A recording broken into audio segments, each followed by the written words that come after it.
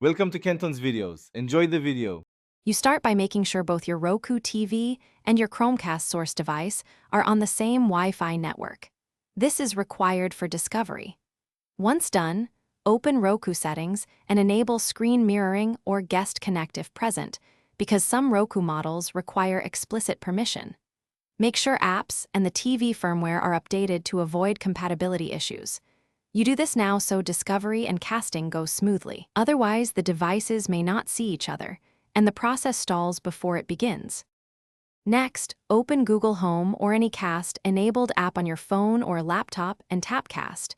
You do this because the app advertises the stream to nearby receivers. Once you tap the Cast icon, select your Roku TV in the device list and wait for the connection handshake. If Roku prompts you to allow the connection, accept it so the session can start. Make sure volume and input settings are sensible, because audio or wrong HDMI inputs often look like connection failures when they are just misconfigured. Finally, control playback from your casting device. You'll manage pause, seek, and quality there while Roku displays the stream.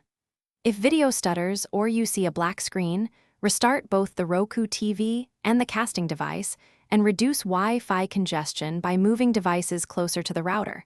This often resolves latency and buffering. If problems persist, consider plugging a physical Chromecast into an HDMI port so you bypass Roku's casting limitations and get a more consistent casting experience. Thanks for watching. Consider subscribing if we helped you.